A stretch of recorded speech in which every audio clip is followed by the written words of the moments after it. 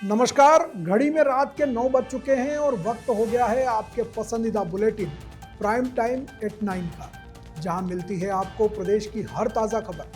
आप देख रहे हैं बीबीसी राजस्थान और मैं हूं आपके साथ हेमंत पाठक राही।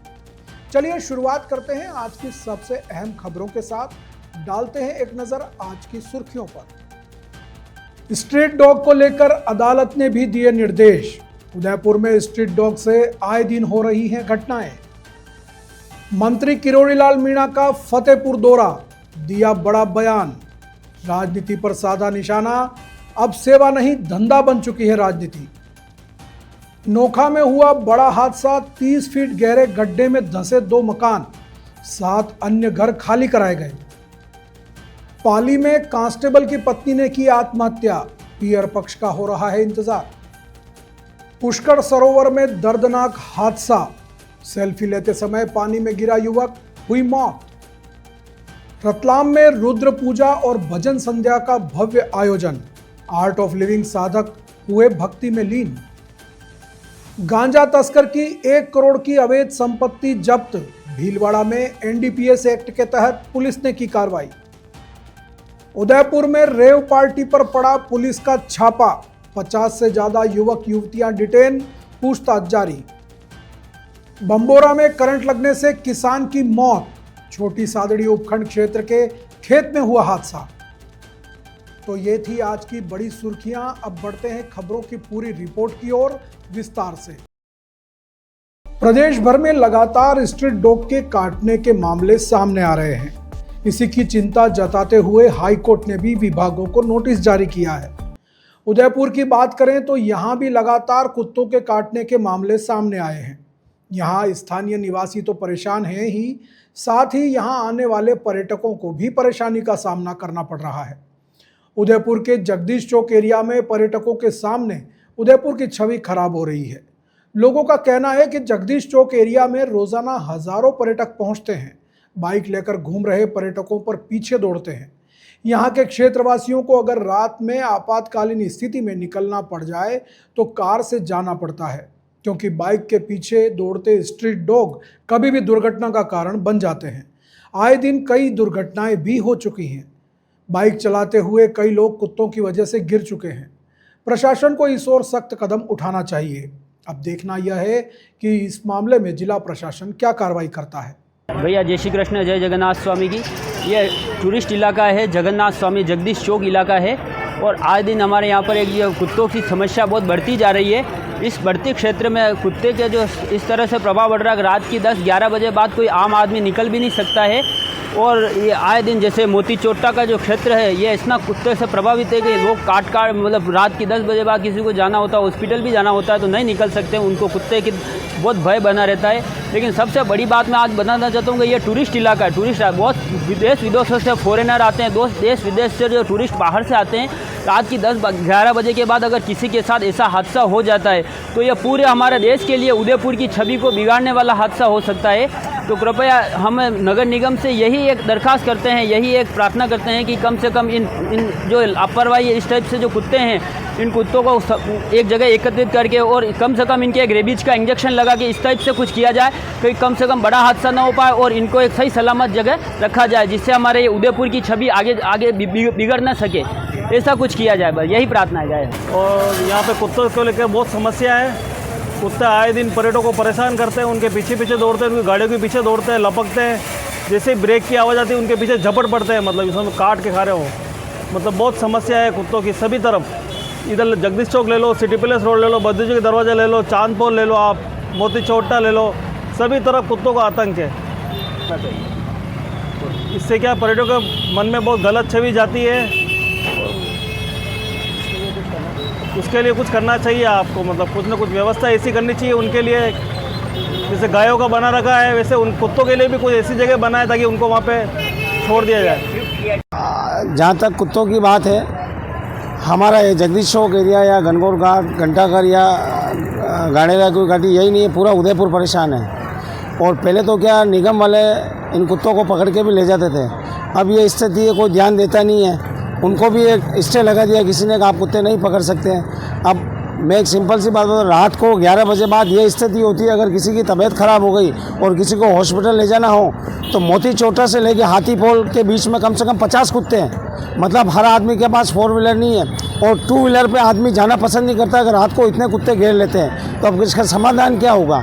तो मेरा सिर्फ यही कहना, जो भी इसके जिम्मेदार हैं, इनको कुत्तों के लिए कुछ का कुछ करना चाहिए। जैसे पहले भी भाइयों ने बताया था, गायों के लिए गौशाला बना रखी है, तो कुत्तों के लिए भी ऐसा कुछ बना के और ये जितने भी शहर के कुत्ते हैं उनको वहाँ छोड़ा जाए। दूसरा, अगर उस व्यवस्था में देर लगे, जो भी इनके जिम्मेदार है या जो इनकी व्यवस्था कर सकते हैं, तो उदयपुर में ऐसे बहुत से कुत्ते हैं जिनको ये इंजेक्शन भी लगा सकते हैं। जैसे किसी को काट लिया हो तो उसको रेबीज़ का या ऐसा कोई परेशानी ना हो, उनके लिए भी ये करना चाहिए। और ये बहुत दुखद बात है कि इन कुत्तों के लिए कोई सोच नहीं रहा। आने वाले समय में इतनी बड़ी घटना हो सकती है जिसका अपन अनुमान ही नहीं लगा सकते हैं। हर गाड़ियों के पीछे दौड़ते हैं, किसी की गाड़ी स्लिप हो जाती है, वो कुत्तों के चक्कर में गिर जाता है, किसी का सर फट जाता है, किसी का पाँव टूट जाता है, किसी के क्या हो जाता है, किसी के लेडीज़ के पैर पकड़ लेते हैं। तो इसका जो भी कर सकते हैं उनको करना चाहिए और उनको इसका समाधान करना चाहिए। राजस्थान के कृषि मंत्री डॉक्टर किरोड़ी लाल मीणा ने राजनीति में बढ़ते भ्रष्टाचार और अवसरवाद पर चिंता जाहिर की है। सीकर जिले के फतेहपुर में एक कार्यक्रम में भाग लेने पहुंचे मीणा ने कहा कि पहले राजनीति सेवा का माध्यम थी, लेकिन अब कुछ मौका परस्त लोगों ने इसे एक धंधा बना लिया है। उन्होंने जोर देकर कहा कि इस वजह से जरूरतमंदों को सरकारी योजनाओं का लाभ नहीं मिल पा रहा है। मीणा ने पत्रकारों से बातचीत में पूर्व सरकार पर भी निशाना साधा। उन्होंने कहा कि पिछली सरकार के कार्यकाल में 18 में से 17 पेपर लीक हुए थे और इसके खिलाफ उन्होंने सड़कों पर उतरकर विरोध प्रदर्शन किया था, लेकिन उनकी बात नहीं सुनी गई। हालांकि उन्होंने मौजूदा सरकार की तारीफ करते हुए कहा कि पेपर लीक मामले में 57 सब इंस्पेक्टर और राजस्थान लोक सेवा आयोग के 2 सदस्य जेल में हैं। उन्होंने सरकार को सतर्क रहने की सलाह भी दी और कहा कि ऐसे लोगों को सजा दिलाने के लिए लगातार सतर्क रहने की जरूरत है। कृषि मंत्री ने प्रदेश में मिलावटी खाद के मुद्दे पर भी कड़ा रुख अपनाया। उन्होंने बताया कि कई जगहों पर नमक से खाद बनाई जा रही है। ऐसे स्थानों पर लगातार छापेमारी की जा रही है। उन्होंने कहा कि इस मामले में अब तक 11 अधिकारियों को निलंबित किया जा चुका है और 47 अधिकारियों व अन्य लोगों के खिलाफ FIR दर्ज की गई है। मीणा ने इसे एक बड़ा तंत्र बताया जिसे तोड़ने में समय लगेगा। उन्होंने कहा कि कभी कभी ऐसा लगता है कि वह अकेले ही लड़ रहे हैं और इस काम में कई राजनेताओं का दबाव भी झेलना पड़ता है। आज हमारे वहाँ टीम ने सूरतगढ़ में नमक से खाद बना रहे थे, तो उस धरती का क्या होगा? नमक डाल देंगे तो बंजर है जमीन। इससे पहले ये भाग्य असफलता का प्रतीक नहीं है। क्या आप पकड़ रहे हैं, आपको मालूम, उनको भी तो मालूम हो जाए, ग्राउंड लेवल पे जो अधिकारी है। थोड़ा गहराई में जाना पड़ता है, उतनी परिश्रम कोई नहीं करता इतनी गहराई में। देखो, अगर मेरे मन में ये है कि वास्तव में मानव की सेवा होनी चाहिए, गरीब की सेवा होनी चाहिए, किसान की, जवान की, पीड़ित की, दुखी की, कुचले की, तो वह व्यक्ति मन से काम करता है। और जो राजनीति में आजकल जो माहौल बदल गया, बिगड़ गया कि मौका परस्त लोग आ गए और उन्होंने राजनीति को धंधा बना लिया। राजनीति कमर्शलाइज्ड हो गई। सेवा का सबसे बड़ा मंच था सेवा करने का, उससे राजनीति भटक गई, इसलिए ऐसी स्थिति बनी है। तो इन अधिकारियों को कोई एक्शन लेके गया तो नहीं, जहां आपने छापे मारे हैं? नहीं, हमने 11 अधिकारियों को तो सस्पेंड कर दिया था और अब तक 47 FIR हमने दर्ज कर दी, लुटेरों के खिलाफ और बदमाशों के खिलाफ, अधिकारियों के भी खिलाफ किए। आप जानते हो, बहुत बड़ा तंत्र है, नीचे से लेकर ऊपर तक उसको तोड़ना टाइम लगता है, टेढ़ा काम है। कई बार ऐसा लगता है कि अकेले कोई लड़ना पड़ रहा है, सहयोग नहीं है। तो माफिया को ख़त्म करने में समय लगता है और उसके लिए बहुत परिश्रम करने की आवश्यकता है। आप संघर्ष उसमें आप जानते हो, मिलने जुलने वाले राजनेता सबका दबाव भी आता है। उस दबाव में से निकल जाना और उनका इलाज करना एक चुनौतीपूर्ण कार्य है। आप संघर्ष वाले नेता हैं, परंतु आज के ज़माने में जमीनी स्तर पर कार्य करने वाला संघर्ष का वाला जनप्रतिनिधि लुप्त होते जा रहे हैं, ऐसा में बहुत हैं। ऐसा इसलिए है कि चारों तरफ से, चाहे सामाजिक क्षेत्र हो या और क्षेत्र है, राजनीति का नैतिक गिरावट बहुत तेजी से आई है। शुचिता की राजनीति, मोरल बेस्ड पॉलिटिक्स करना, ये दूर की कोडिंग हो गई, इसलिए स्थिति बन गई। एजुकेशन माफिया भी पूरी तरह से हावी हो रहे हैं। एजुकेशन देख रहे हैं, हर माफिया, SDM SI स्तर के गिरफ्तार हो गए हैं। देखो वो भी आपको ध्यान होगा, पिछले राज में 18 में से 17 पेपर लीक हुए थे। 5 साल तक मैं सड़क पर खड़ा रहा। पिछले राज में बहुत कहा, उन्होंने हमारी सुनी नहीं, लेकिन ये राज आने के बाद में 57 सब इंस्पेक्टर जेल में, 2 RPSC के मेंबर भी जेल की हवा खा रहे हैं। लेकिन सज़ा तक पहुंचाने के लिए सरकार को बहुत सचेत रहना पड़ेगा। बेल आउट हो जाते हैं तो उनको सज़ा मिले, वहाँ तक सरकार को सजग रहना पड़ेगा। आप एक आपदा प्रबंधन मंत्री भी हो, अभी जिलों में बाढ़ आ रही है, कुछ मैं जाके आया हूँ 2-3 जिलों में, और अब के बरसात इन टोटो 100 से 30% ज़्यादा हुई है राजस्थान में, और 13 जिले ऐसे हैं जिनमें अतिवृष्टि हुई है। उस अतिवृष्टि के कारण जन हानि भी हुई है, धन हानि भी हुई है, और अब की बार जो आकाशीय बिजली बहुत गिरी है उसके कारण भी मृत्यु हुई है लोगों की, और फसल भी नष्ट हो गई है उन जिलों में ज़्यादातर। तो हमारे आपदा प्रबंधन के मापदंड है, उसमें फसल खराबे का भी पैसे देंगे, जन धन हानि उसकी भी राशि देंगे। कई जगह ऐसी थी जहाँ पानी भर गया, वहाँ पहुँच नहीं थी, तो हम वहाँ खाने के पैकेट भी बंटवा रहे हैं। मेडिकल एंड हेल्थ की टीम भी लगा रखी है पूरा। बीकानेर जिले के नोखा में भारी बारिश के बाद एक चौंकाने वाली घटना सामने आई है, जहां 2 मकान 30 फीट गहरे गड्ढे में समा गए। यह हादसा शहर के रोड़ा रोड स्थित सिनेमा हॉल के पीछे हुआ। नोखा के तहसीलदार चंद्रशेखर टांक ने बताया कि यह घटना शुक्रवार रात 11 बजे की है। सीमा जोशी और कन्यालाल के मकान अचानक जमीन में धंसकर जमींदोज हो गए। प्रारंभिक जांच में पता चला कि मकानों के नीचे की जमीन खोखली थी। प्रशासन ने एहतियात के तौर पर आसपास के 7 मकानों को खाली करवा लिया है और लगभग 2.5 बीघा के क्षेत्र को बैरिकेड लगाकर बंद कर दिया है। जिन मकानों को खतरा है उन्हें लाल निशान लगाकर चिन्हित किया गया है। घटना की शिकार हुई सीमा जोशी ने रोते हुए अपनी आप बीती सुनाई। उन्होंने बताया कि रात 11 बजे वह अपने 3 बच्चों के साथ मकान के अगले हिस्से में थी। तभी अचानक एक जोरदार धमाके की आवाज आई। वे डर सहम कर बाहर भागी और देखा कि उनके मकान का पिछला हिस्सा पूरी तरह से जमीन में धंस चुका था। सीमा ने बताया कि उनके जरूरी सामान, गहने और पैसे भी मलबे में दब गए हैं। तहसीलदार चंद्रशेखर टांक ने बताया कि प्रशासन को जानकारी मिली है कि जहां यह हादसा हुआ वहां सालों पहले बजरी का अवैध खनन किया जाता था, जिसके बाद यहां कॉलोनी बस गई। उन्होंने कहा कि इन पट्टों को लेकर भी जांच की जा रही है। घटना की सूचना मिलते ही SDM गोपाल जांगीर ने राजस्व कर्मचारियों को मौके पर भेजा और जल्द से जल्द रिपोर्ट सौंपने के निर्देश दिए हैं। स्थानीय निवासी सुनील भादू और श्रावण जोशी ने बताया कि धमाके की तेज आवाज सुनकर मोहल्ले के लोग घरों से बाहर निकल आए थे। कन्यालाल का मकान टेंट के गोदाम के लिए किराए पर दिया हुआ था और श्रावण जोशी 10 मिनट पहले ही ताला लगाकर निकले थे। उन्हें हादसे का पता घर पहुंचने पर चला। मौके पर आकर देखा तो उनका पूरा सामान मलबे में दबा हुआ था। यहाँ से कुछ डैमेज हुआ। अच्छा, जोरदार धमाका हुआ। अच्छा, फिर मैं यहाँ से गिर गया। अच्छा, सारा यहाँ से गिर गया और हम बाहर के चले गए।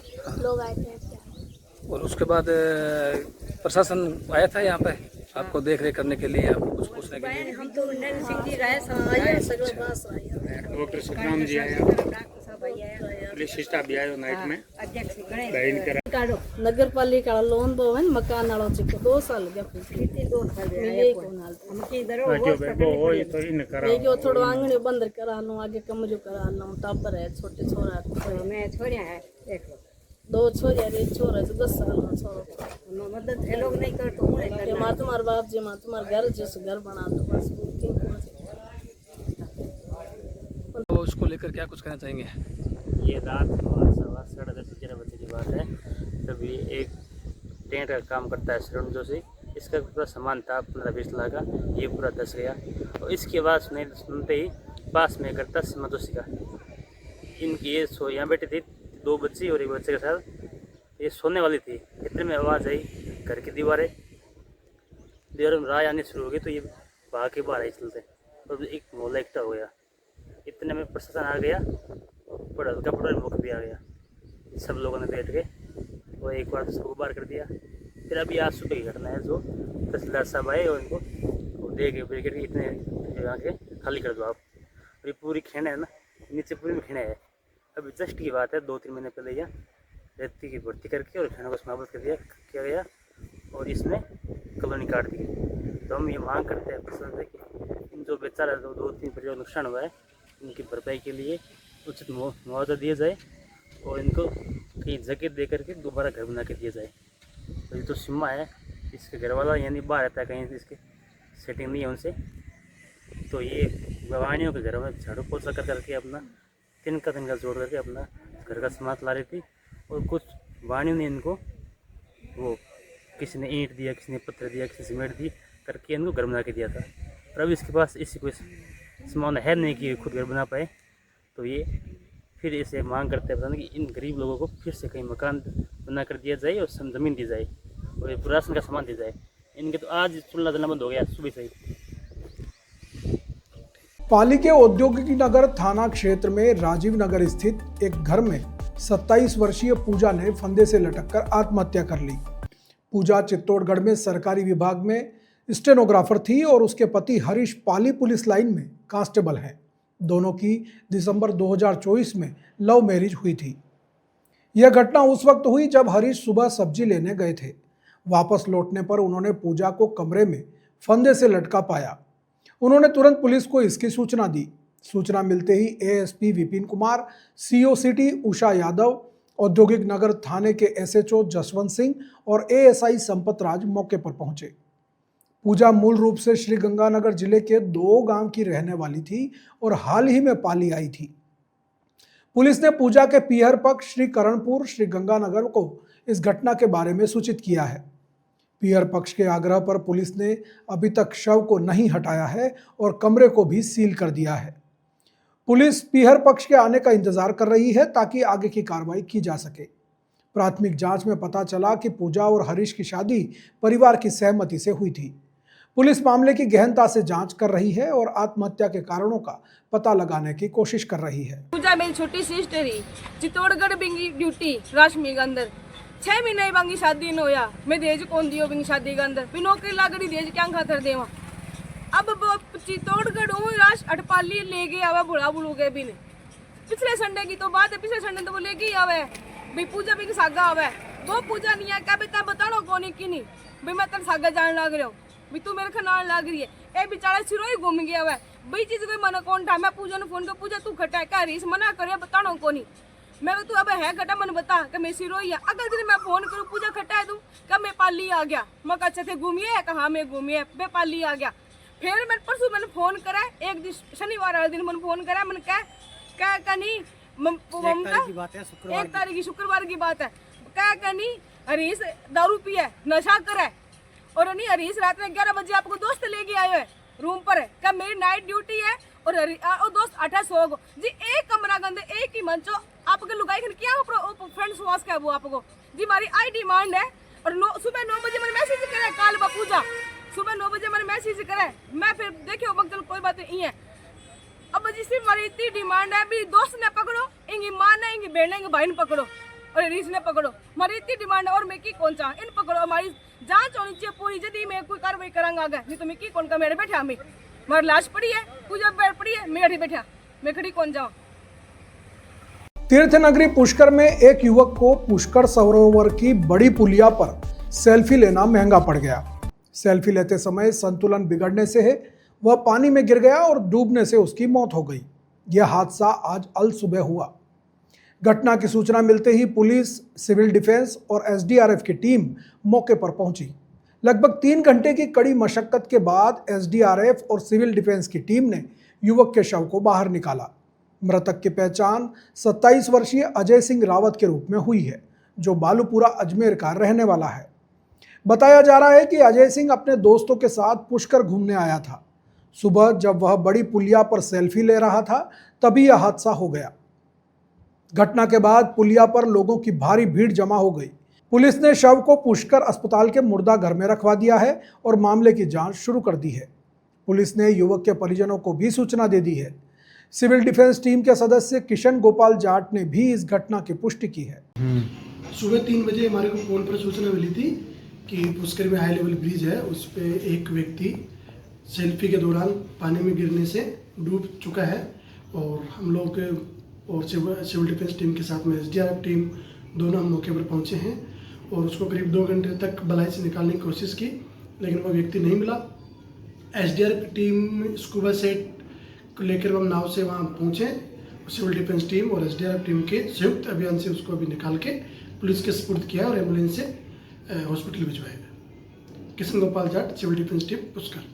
श्रावण मास के पावन अवसर पर आर्ट ऑफ लिविंग के रतलाम चैप्टर द्वारा एक आध्यात्मिक और भक्तिमय कार्यक्रम का आयोजन किया गया, जिसमें रुद्र पूजा और भजन संध्या का संगम देखने को मिला। इस कार्यक्रम में रतलाम और आसपास के क्षेत्रों के साथ साथ बांसवाड़ा से भी बड़ी संख्या में साधक शामिल हुए। इस आयोजन का मुख्य आकर्षण अंतर्राष्ट्रीय भजन गायक विक्रम हजारा रहे। उन्होंने अपने सुमधुर और मनमोहक भजनों से समा बांध दिया, जिससे उपस्थित सभी साधक घंटों तक भक्ति के सागर में गोते लगाते रहे और झूमने को मजबूर हो गए। इस दौरान सुनील कुमार जैन भैया ने पूरे विधि विधान के साथ रुद्र पूजन संपन्न कराने में अपना सहयोग दिया। कार्यक्रम में राजस्थान के बांसवाड़ा जिले के साधकों की भी अच्छी भागीदारी रही। गनोड़ा, करजी और अन्य गांवों से कई साधक विशेष रूप से रतलाम पहुंचे थे। बांसवाड़ा से आए प्रतिनिधि मंडल का नेतृत्व राजस्थान एपेक्स मेंबर नैनेश नागर और DTC विनीता जोशी ने किया। उनके साथ आर्ट ऑफ लिविंग के शिक्षक दिलीप कोठारी और नितिन याग्निक भी इस भजन संध्या में शामिल हुए। कार्यक्रम के दौरान रतलाम में प्रस्तावित आर्ट ऑफ लिविंग ज्ञान आश्रम के बारे में भी जानकारी दी गई। सभी उपस्थित साधकों और भक्तों से इस नेक कार्य में सहयोग करने की अपील की गई। यह आयोजन न केवल आध्यात्मिक ऊर्जा से भरपूर रहा, बल्कि इसने विभिन्न क्षेत्रों के साधकों को एक मंच पर लाने का भी काम किया। भीलवाड़ा जिला पुलिस ने मादक पदार्थों की तस्करी से अर्जित करीब 1 करोड़ रुपए की अवैध संपत्ति को NDPS एक्ट के तहत फ्रीज करने की कार्रवाई शुरू कर दी है। मांडलगढ़ थानाधिकारी शंकर सिंह ने बताया कि आरोपी भेरूलाल जाट निवासी केलझर हाल सांगानेर कॉलोनी की संपत्तियां फ्रीज की गई हैं। इसमें सांगानेर कॉलोनी स्थित मकान भी जब्त किया गया है। भेरूलाल पर NDPS एक्ट के तहत कई प्रकरण दर्ज हैं और एक में उसे सजा भी मिल चुकी है। वित्तीय जांच में सामने आया कि भेरूलाल ने पत्नी, खुद के नाम पर और पिता के नाम पर 3 जगह संपत्तियां खरीदी थी। इनकी अनुमानित कीमत करीब 1 करोड़ रुपए है। आपको बता दें कि 2 जनवरी को बिजोलिया में एक ट्रक से 665 किलो गांजा जब्त हुआ था। जांच में खुलासा हुआ कि गांजा विशाखापट्टनम से भेरूलाल ने मंगवाया था। दरअसल NDPS एक्ट की इस धारा में तस्करी से अर्जित संपत्ति को जब्त या फ्रीज करने की अनुमति है, यदि उसे बेचने या छिपाने की आशंका हो। SP धर्मेंद्र यादव ने कहा कि ऐसे मामलों में आगे भी कार्रवाई जारी रहेगी। ये एक भेरूलाल पुत्र हजारलाल जाट है, निवासी केलझर विजयपुर का। इनके खिलाफ जनवरी 2025 में बिजोला थाने में गांजा परिवहन करने का मुकदमा दर्ज हुआ था, जिसमें 665 किलो गांजा परिवहन किया जा रहा था। वो तो कह रहा भी फरार है, लेकिन और इनके अलावा इस मुकदमे के अलावा 3 मुकदमे और है। एक विजयपुर में है, एक प्रतापनगर भीलवाड़ा में है, एक गंगाराम चित्तौड़गढ़ में है। इन चारों मुकदमों के आधार पर ये तस्कर होने के कारण इनका नारकोटिक्स विभाग, ड्रग्स कंट्रोल विभाग में इस्तीफा तैयार करके इनकी जो संपत्ति है वो फ्रीजिंग करने के लिए प्रस्ताव भिजवाए थे। उस इस्तीफा के आधार पर फ्रीजिंग करने के आदेश प्राप्त हुए हैं। तो उन आदेश के पालना में इनकी जो संपत्तियां हैं, 3 संपत्तियां हैं। एक इनका खाता है और एक स्कूटी है और एक मकान है, जिनकी आज फ्रीजिंग की कार्रवाई की गई है। अभी इसमें रह रहे हैं तो आप ये इसमें रह पाएंगे या नहीं? अभी तो रह पाएंगे। इनको 45 दिन का टाइम दिया है। इस बीच में ये जिनका आपत्ति कर सकते हैं, वहाँ पर अपना बचाव के लिए कुछ जो भी दस्तावेज पेश करना चाहे कर सकते हैं। उदयपुर पुलिस ने शहर के पास कोडियात रोड पर स्थित होटल गणेश रेस्टोरेंट में चल रही रेव पार्टी पर छापा मारा है। मामले में 50 से ज्यादा युवक युवतियों को डिटेन किया गया है, जिनसे अब भी पूछताछ चल रही है। पुलिस को जानकारी मिली थी कि कोडियात रोड पर स्थित होटल गणेश रेस्टोरेंट में रेव पार्टी चल रही है और शराब सहित आपत्तिजनक सामग्री परोसी जा रही है। डीएसपी सूर्यवीर सिंह के नेतृत्व में देर रात बड़ी संख्या में पुलिस जाब्ता होटल पहुंचा और रेड मारी। होटल में रेव पार्टी की दबिश से हड़कंप मच गया। पुलिस ने सभी को डिटेन किया और पूछताछ शुरू की। बताया जा रहा है कि मामले में 11 युवतियों को और 39 पुरुषों को गिरफ्तार किया गया है। प्रक्रिया पूरी होने के बाद पुलिस मामले का खुलासा करेगी। आपको बता दें कि उदयपुर में यह पहला मामला नहीं है। इससे पहले भी पुलिस ने एक फार्म हाउस सहित कुछ स्थानों पर छापा मारकर इसी तरह की रेव पार्टी का खुलासा किया था। छोटी सादड़ी उपखंड क्षेत्र के बंबोरा गांव में रविवार को खेत पर काम करते समय एक किसान की करंट लगने से मौत हो गई। सूचना पर पहुंची पुलिस ने शव को पोस्टमार्टम के लिए भेजा और मामले की जांच शुरू कर दी है। मृतक की पहचान रमेश पुत्र शंकरलाल निवासी बंबोरा के रूप में हुई है। परिजनों के अनुसार रमेश खेत में कृषि कार्य कर रहे थे। इसी दौरान बिजली के एक खुले तार की चपेट में आ गए। करंट लगते ही वह जमीन पर गिर पड़े। आसपास मौजूद लोग तुरंत उन्हें छोटी सादड़ी के जयचंद मोहिल सामुदायिक स्वास्थ्य केंद्र ले गए, जहां डॉक्टरों ने उन्हें मृत घोषित कर दिया। घटना की जानकारी मिलते ही पुलिस मौके पर पहुंची और शव को कब्जे में लेकर आवश्यक कार्रवाई की। पोस्टमार्टम के बाद शव परिजनों को सौंप दिया गया है। इस दौरान सामाजिक कार्यकर्ता मनीष उपाध्याय ने भी पुलिस के साथ मिलकर पोस्टमार्टम की कार्रवाई करवाने में सहयोग किया। रक्षाबंधन पर्व भाई बहन का सबसे बड़ा पर्व होता है। इसी पावन पर्व से ठीक पहले चित्तौड़गढ़ में एक रक्त की बूंद बहन के नाम शिविर का आयोजन किया गया। इसमें अद्वितीय उत्साह और जन भागीदारी देखने को मिली। पुलिस लाइन के पास गुलशन गार्डन में आयोजित इस शिविर में सुबह से ही रक्तदाताओं की लंबी कतारें लग गई और महज 4 घंटे में 500 यूनिट से अधिक रक्त एकत्रित किया गया। इस शिविर की खास बात यह थी कि इसमें सिर्फ युवा ही नहीं बल्कि बड़ी संख्या में युवतियों ने भी बढ़ चढ़कर भाग लिया। सुबह 8:30 बजे शुरू हुए शिविर में दोपहर 1 बजे तक 500 यूनिट से अधिक रक्तदान हुआ। आयोजकों ने अनुमान लगाया कि शिविर के अंत तक यह आंकड़ा 800 यूनिट तक पहुंच सकता है। यह रक्तदान शिविर स्वर्गीय चेतना शर्मा की 4थी पुण्यतिथि पर उसके भाई पवन शर्मा द्वारा आयोजित किया गया था। रक्त संग्रह के लिए चित्तौड़गढ़ और उदयपुर ब्लड बैंक की टीमें लगातार काम कर रही थी। समाज के विभिन्न वर्गों और संगठनों के प्रतिनिधियों ने भी इस शिविर में पहुंचकर रक्तदाताओं का मनोबल बढ़ाया।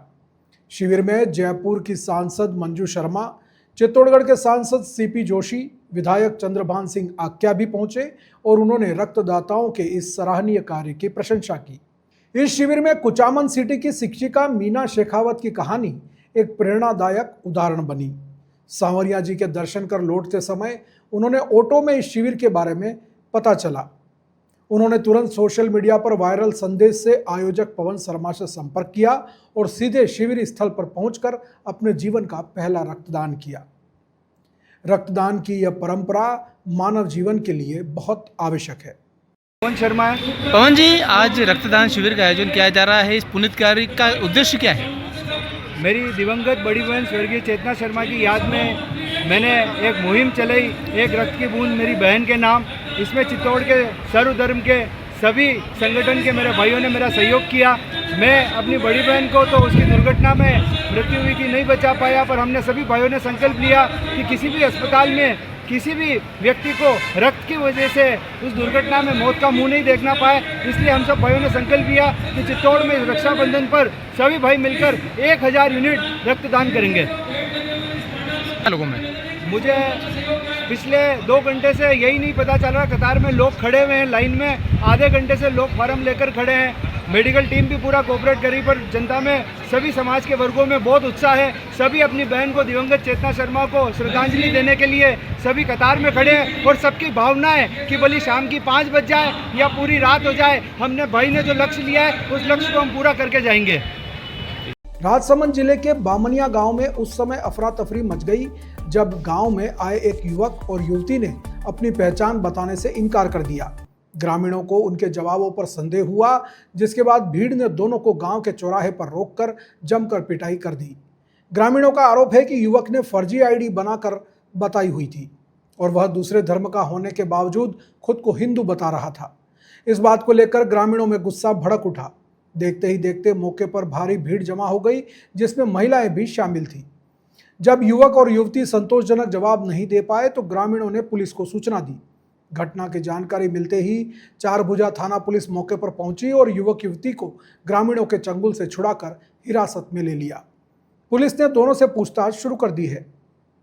पुलिस का कहना है कि मामले की गंभीरता से जांच की जा रही है और युवक द्वारा पेश किए गए आईडी कार्ड की सत्यता की भी जांच की जा रही है। फिलहाल पूरा मामला पुलिस थाने के बाद ही सुलझ पाएगा। विश्व आदिवासी दिवस के अवसर पर झालावाड़ में आयोजित भील समाज के एक कार्यक्रम में उस समय हंगामा खड़ा हो गया जब डूंगरपुर बांसवाड़ा के सांसद राजकुमार रोत और स्थानीय भील समाज के नेता अरविंद भील के समर्थक आपस में भिड़ गए। दोनों पक्षों के बीच जमकर धक्का मुक्की हुई, जिसके बाद स्थिति को नियंत्रण करने के लिए पुलिस को हस्तक्षेप करना पड़ा। घटना की जानकारी मिलते ही मौके पर भारी संख्या में पुलिस बल पहुंचा और दोनों गुटों को अलग अलग किया। हंगामे के बीच पुलिस ने अरविंद भील को हिरासत में ले लिया और उनके समर्थकों को वहां से खदेड़ दिया। फिलहाल कार्यक्रम स्थल पर शांति है और डूंगरपुर बांसवाड़ा सांसद राजकुमार रोत का कार्यक्रम जारी है। पुलिस ने सुरक्षा के मद्देनजर कार्यक्रम स्थल पर अतिरिक्त जवानों को तैनात कर दिया है। पुलिस मामले की जांच कर रही है और शांति व्यवस्था बनाए रखने का प्रयास कर रही है। अब यह हंगामा क्यों हुआ और किस बात को लेकर दोनों पक्षों के बीच में विवाद हुआ, यह अभी सामने नहीं आ पाया है। तो ये थी आज की बड़ी खबरें। राज्य की हर छोटी बड़ी हलचल को जानने के लिए जुड़िए हमारे साथ हर रात 9 बजे BBC Rajasthan prime time at 9 पर। अगर आप भी अपने क्षेत्र, संस्था, समाज या संगठन की खबरें हमारे साथ साझा करना चाहते हैं तो हमसे संपर्क करें 9414102499 पर और राजस्थान की हर ताज़ा जानकारी के लिए फॉलो करें और सब्सक्राइब करें हमारे इंस्टाग्राम व यूट्यूब चैनल BBC राजस्थान। नमस्कार।